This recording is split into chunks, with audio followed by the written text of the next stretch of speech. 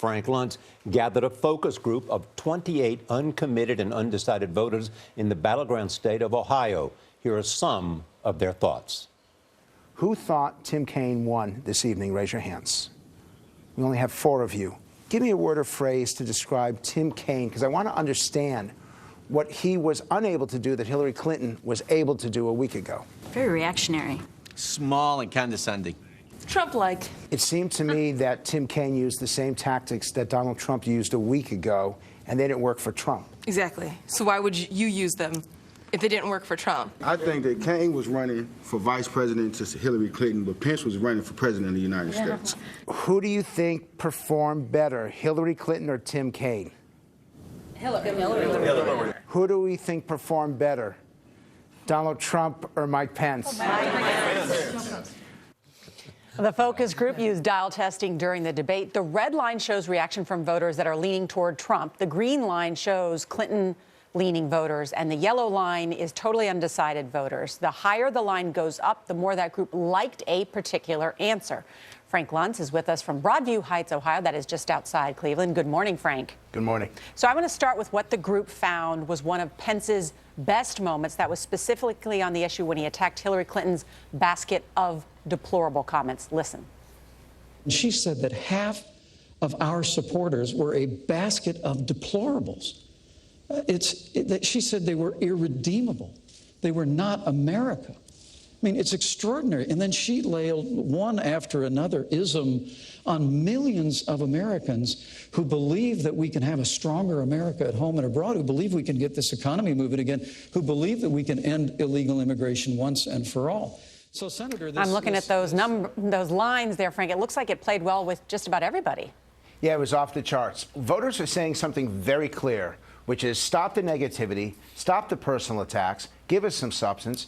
You know, there was a certain moment, and it was when they asked the question about Social Security, and our voters sitting there said out loud, finally, some substance.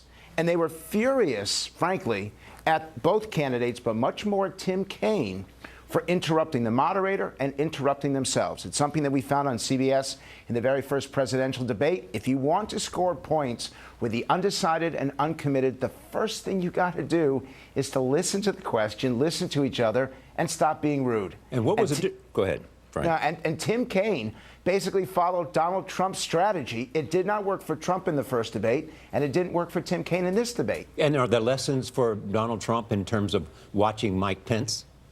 Absolutely. Number one, they want to know what you are for, not just what you are against. Number two, lower the decibel level. You don't need to shout. You've got a microphone. And by the way, it's amusing to me that you have a microphone, but it may not have worked as well for Trump in the first debate. And number three, they absolutely want to know what you're going to do on day one. So enumerate it. 1, 2, 3. No generalities anymore. You got to have specifics. Okay, got it, Frank. Let's go back to your dial test, because they brought up Trump's taxes was brought up 10 times during the course of the debate. Let's see how that went over with the voters, and then we'll get your take on the other side. The Trump Organization is an octopus-like organization with tentacles all over the world, whose conflict of interest could only be known if Donald Trump would release his tax returns. He's refused to do it. His sons have said... All right, Frank, those lines tell the story, but what'd you see? What we see is they are more upset over Hillary Clinton's emails than they are of Trump's tax returns. And this is something that I did not know until this group. Nobody wants to pay taxes.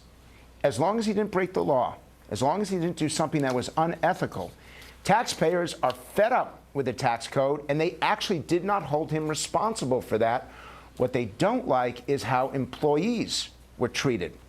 The goal for the average American is to find some way to reduce their taxes. The anger is if you didn't pay people that you should have paid.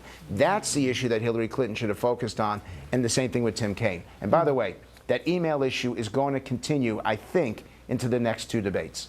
All right, Frank Luntz, we thank you for joining us this morning.